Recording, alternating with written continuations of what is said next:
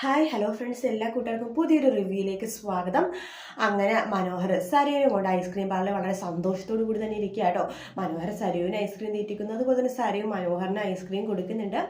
ആ സമയത്ത് നിഷയുടെ ഫ്രണ്ട് നിഷേനെ വിളിച്ച് പറയുന്ന ഭാഗമാണ് ഇന്നലെ കാണിച്ചിട്ടുണ്ടായിരുന്നത്. നിന്റെ റോഹിയേട്ടനെ ഇവിടെ വെച്ച് കണ്ടിരുന്നു എന്ന് പറയുമ്പോൾ നിഷ ഇങ്ങനെ വണ്ടി എടുക്കുവാണ്. റോഹിയേട്ടനെ കണ്ടിരുന്നോ? നോണ പറയായിരിക്കും. കല്യാണത്തിന് റോഹിയേട്ടനെ കണ്ടപ്പോൾ എല്ലാവരുടെയും കണ്ണ് മഞ്ഞിച്ചു. അതിൻ്റെ അഹങ്കാരം അസൂയാണ് എല്ലാവർക്കും. എന്തായാലും അവളുടെ സംശയമല്ലേ, തീർത്തു കൊടുക്കാം എന്ന് പറഞ്ഞിട്ട് നിഷ അപ്പം തന്നെ സ്കൂട്ടി എടുത്തിട്ട് ആ ഹോട്ടലിലേക്ക് ഇറങ്ങും കേട്ടോ. അങ്ങനെ ഹോട്ടലിലേക്ക് ഇറങ്ങിയ നിഷ ആ സ്കൂട്ടി അവിടെ പാർക്ക് ചെയ്യാണ്. അതേസമയം നമ്മുടെ മനോഹറും അതുപോലെ തന്നെ സരയും കൂടി വണ്ടിയിൽ നിന്ന്, അതായത് നമ്മുടെ ഐസ്ക്രീം പാർലറിൽ നിന്ന് ഇറങ്ങുന്നുണ്ട്.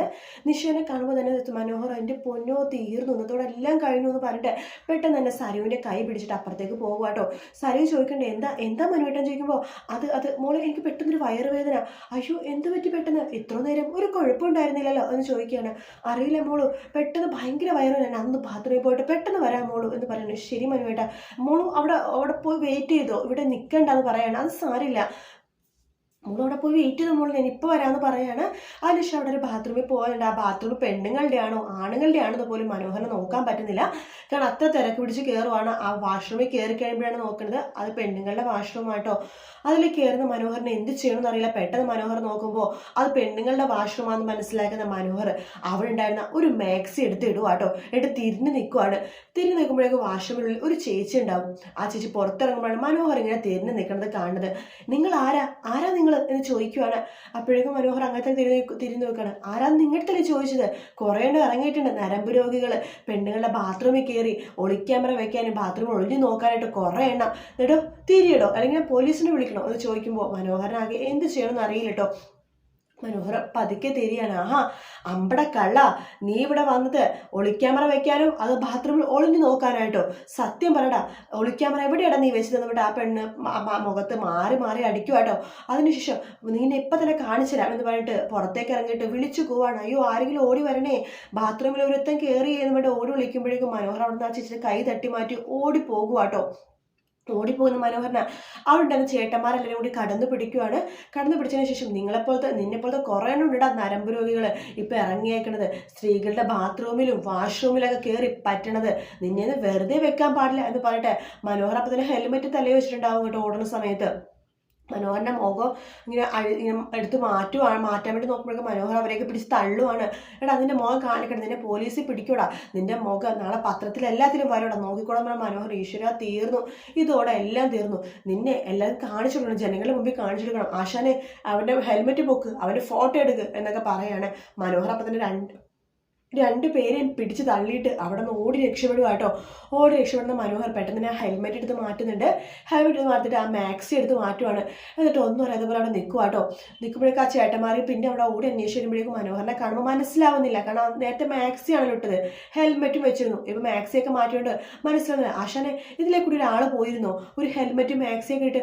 പോയിരുന്നു, അയാൾ അങ്ങോട്ടേക്ക് പോയെന്ന് പറഞ്ഞിട്ട് അവിടെ വഴി തെറ്റി വിടുവാട്ടോ മനോഹർ. അതിനുശേഷം ആ ചേട്ടന്മാരെ ഇടിച്ച് ഇടി കാരണം മനോഹർ നട്ടിൽ തകർന്നു കേട്ടോ. മനോഹർ ഇങ്ങനെ അയ്യോ അമ്മയെ വയ്യായേ എന്നുമായിട്ട് വീണ്ടും ആ ഹോട്ടലിലേക്ക് കയറുവാണ്. ആ സമയമാണെങ്കിൽ നിഷ ഇവിടെയൊക്കെ പോകുന്നുണ്ട്, വാഷ്റൂമിലൊക്കെ പോയി നോക്കുന്നുണ്ട്. അപ്പോൾ ആ ചേച്ചി ചോദിക്കണ്ടേ, എന്താ മോളെ, ആരെ അന്വേഷിച്ചിട്ടാണ് വന്നത്? അല്ല ഞാനൊരാളെ അന്വേഷിക്കുന്നതായിരുന്നു. ഇവിടെ ആരും ഇല്ല മോളെ എന്ന് പറയാണ്. അങ്ങനെ നിഷ ആ ഹോട്ടലിൽ ഫുള്ളും തപ്പും കേട്ടോ. അവൾ നുണ പറഞ്ഞത് തന്നെ, ഇവിടെ എൻ്റെ റോഹിയേട്ടനെ പൊടി പോലും ഇല്ല, റോഹിയേട്ടൻ ഡൽഹിയിലായിരിക്കും, റോഹിയേട്ടനൊന്ന് വിളിച്ചു നോക്കണോ, വിളിക്കരുതെന്ന് പറഞ്ഞതാണ്, എന്നാലും ഒന്ന് വിളിച്ചു നോക്കാം എന്ന് പറഞ്ഞിട്ട് മനോഹറിനെ വിളിക്കുകയാണ് നിഷ. അപ്പോഴേക്കും നമ്മുടെ മനോഹർ ഫോൺ എടുക്കണ്ടേ, എന്താ മോളു, ഞാൻ പറഞ്ഞതല്ലേ വിളിക്കരുതെന്ന്, ഞാനിവിടെ ചടങ്ങിനെ പങ്കെടുത്തോണ്ടിരിക്കുക. ഓ സോറി റോഹിയേട്ടാ, അതെ എൻ്റെ ഒരു കൂട്ടുകാരി റോഹിയേട്ടനെ പോലത്തെ ഒരാളെ ഇവിടെ കണ്ടു എന്ന് പറഞ്ഞു.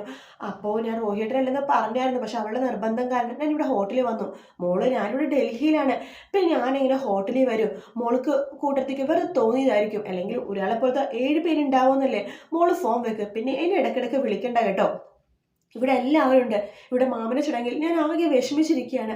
ആ സമയത്ത് മോൾ എന്നെപ്പോലത്തെ ഒരാളെ കണ്ടു, അതാണ് ഇതാണെന്ന് പറഞ്ഞ് വിളിക്കുന്നത്. ഇങ്ങനത്തെ സില്ലി കാര്യത്തിൽ നിന്നും എന്നെ വിളിക്കല്ലേ മോളു, ഞാൻ മോളിനെ അങ്ങോട്ട് വിളിക്കാം എന്ന് പറഞ്ഞിട്ട് ഫോൺ കട്ട് ചെയ്യാണ്. സമാധാനം ഒരെണ്ണത്തിനെ പറഞ്ഞയച്ചു എന്ന് പറഞ്ഞിട്ട് മനോഹർ നേരെ സരയുടെ അടുത്തേക്ക് പോവാണ്. സര അവിടെ മനോഹരനെയും കാത്തുകൊണ്ട് ഹോട്ടലിൽ തന്നെ അവിടെ ഇരിക്കുക കേട്ടോ. മനോഹർ ആകെ ഇടിഞ്ഞ് പിടിഞ്ഞ് ഒരു ഇഞ്ച പരുവായിട്ടാണ് വരുന്നത്. ആ കോലം കാണുമ്പോൾ സരു ആകെ ഞെട്ടുവാണ്. സരു ഇങ്ങനെ എഴുന്നേറ്റ് ഇങ്ങനെ നോക്കുന്നുണ്ട്. അയ്യോ മനുവേട്ട, ഇത് എന്ത് പറ്റി? അയ്യോ മനുവേട്ട, ഇത് എന്ത് സംഭവിച്ചത്? ഇത് ആരാ മനുവേട്ട ഈ കോലത്തിലാക്കിയത്? എന്ത് സംഭവിച്ചു മനുവേട്ട? ബാത്റൂമിൽ പോകണ മനുവേട്ടനെ ഇപ്പൊ എന്ത് സംഭവിച്ചു എന്നൊക്കെ പറഞ്ഞിട്ട് സരു ആകെ ബഹളം ഉണ്ടാക്കുവാണ്. എൻ്റെ മോള്, എനിക്ക് പ്രശ്നമൊന്നുമില്ല. അതെ, ഞാൻ ബാത്റൂമിൽ പോകുമ്പോഴേ സ്ത്രീകളുടെ ബാത്റൂമിൽ ഒരുത്തൻ കയറിയിരിക്കുന്നു. അവനെ ഞാൻ കുറച്ച് ആണുങ്ങൾ പിടിച്ച് ഇടിച്ച് ശരിയാക്കി. അതിൻ്റെ ഇതിൽ കിട്ടിയതാണ്, അല്ലാണ്ട് വേറെ കുഴപ്പമൊന്നുമില്ല. അയ്യേ, ആണുങ്ങളുടെ ബാത്റൂമിൽ ഒരുത്തൻ പെണ്ണുങ്ങളുടെ ബാത്റൂമിൽ ഒരുത്തൻ കയറുന്നു. അതേ മോളു, ഒരുത്തനെ മാക്സിയൊക്കെ ഇട്ട് കയറി ഹെൽമെറ്റ് വെച്ചിട്ട് അവൻ്റെ മുഖം കാണാൻ മനസ്സിൽ പറ്റിയില്ല.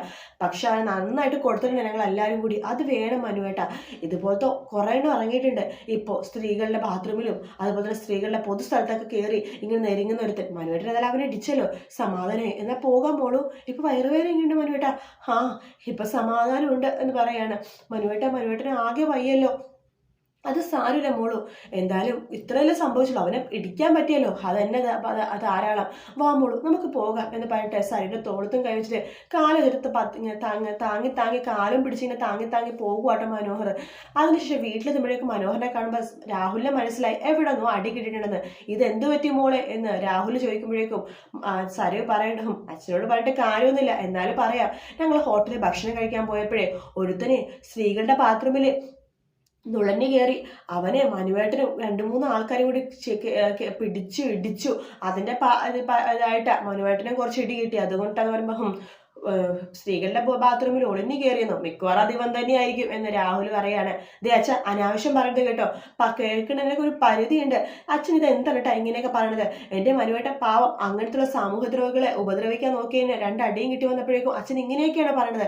അച്ഛൻ അതേ ഇപ്പൊ പറഞ്ഞു. ഇനി അച്ഛൻ എന്തെങ്കിലും പറയണ്ടല്ലോ. എനിക്ക് ആകെ സമനില തെറ്റി വരിക മനുവേട്ടന്റെ അവസ്ഥ കണ്ടിട്ട്. ഇനി അച്ഛന്റെ തലയിൽ അമ്മ ഫ്ലവർ വേസ് വെച്ച് അടിച്ചു, ഇനി ഞാനും കൂടി അടിക്കണോ? മരുന്ന് കഴിച്ച് അവിടെ ഒതുങ്ങിയിരിക്കാൻ നോക്ക്. വാ മനുവേട്ട, നമുക്ക് മുകളിലേക്ക് പോകാം എന്ന് പറഞ്ഞിട്ട് മനുവിനെ കൂട്ടിക്കൊണ്ട് മുകളിലേക്ക് പോകാട്ടോ. രാഹുലിന്റെ കാര്യം മനസ്സിലായി, മനു തന്നെയായിരിക്കും ആളെന്ന്. അതിനുശേഷം രാഹുൽ വീണ്ടും ജനലിക്കൂടി നോക്കുമ്പോഴാണ് ആ കാഴ്ച കാണുന്നത്. വേറൊന്നുമല്ല, നമ്മുടെ കല്യാണി ഡൽഹിക്ക് പോകാൻ വേണ്ടി ഒറ്റക്ക് പോകാൻ വേണ്ടിയിട്ട് വണ്ടിയിലേക്ക് കയറുവാട്ടോ. അത് കാണുന്ന രാഹുലിന് ആകെ സന്തോഷം വരുവാണ്. ആഹാ, അവള് പോകുവാണ്. അതെ, ഇത് തന്നെ പറ്റിയ അവസരം, അവളെ അപായപ്പെടുത്തണം. എൻ്റെ മരുമനായ കിരണിനെ കൊണ്ട് തന്നെ എൻ്റെ മോളെ ഒന്നിപ്പിക്കണം. ഇത് തന്നെ അതിന് പറ്റിയ അവസരം എന്ന് പറഞ്ഞിട്ട് രാഹുൽ കല്യാണിനെ തന്നെ നോക്കിക്കൊണ്ടിരിക്കുകയാണ്. കല്യാണി അമ്മയുടെ അടുത്തും കിരണിൻ്റെ അടുത്തും മോനെയൊക്കെ കെട്ടിപ്പിടിച്ച് യാത്ര പറയാട്ടോ. അപ്പൊ കിരൺ പറയണം, കല്യാണി മോള് നീ ഇങ്ങനെ കരയണത് എന്തിനാണ്, വിഷമിക്കണത് എന്തിനാണ്? 2-3 ദിവസം കഴിഞ്ഞാൽ നീ തിരിച്ചു വരുമല്ലോ, ഞാൻ തന്നെ നിന്നെ കൂട്ടിക്കൊണ്ടുവരാം പോരെ എന്നൊക്കെ പറയാണ്. സന്തോഷത്തോടെ പോയിട്ടോ. അതെ, അവിടെ നല്ല സന്തോഷത്തോടെ കൂടി തന്നെ ഇരിക്കണം കേട്ടോ എന്ന് പറഞ്ഞിട്ട് കല്യാണിനെ യാത്ര ആക്കാണ്. കിരണിന് വല്ലാതെ വിഷമോട്ട് കല്യാണി 2-3 ദിവസം ഒറ്റക്ക് മാറി നിൽക്കണേല്. അങ്ങനെ കല്യാണിനെ യാത്ര ആക്കുമ്പോൾ രാഹുൽ കിരണിനെ അപായപ്പെടുത്താൻ വേണ്ടി കല്യാണി തന്നെ നോക്കിക്കൊണ്ടിരിക്കുന്ന ഭാഗത്തോട് കൂടി തന്നെയായിരിക്കും ഇന്നത്തെ എപ്പിസോഡ് തീരുന്നത്. ഇന്നത്തെ എപ്പിസോഡ് എന്തായാലും ഡിലേ ആണ്, ഇതുവരെ വന്നിട്ടില്ല കേട്ടോ. വരുമ്പോൾ ഒറിജിനൽ എപ്പിസോഡിന്റെ റിവ്യൂ ഫുള്ളായിട്ട് ഇടാം. വീഡിയോ ഇഷ്ടപ്പെട്ടെങ്കിൽ ലൈക്ക് ചെയ്യുക, സബ്സ്ക്രൈബ് ചെയ്യുക, കമന്റ് ചെയ്യുക. മറ്റൊരു വീഡിയോ വീണ്ടും കാണാം. Take care, bye bye.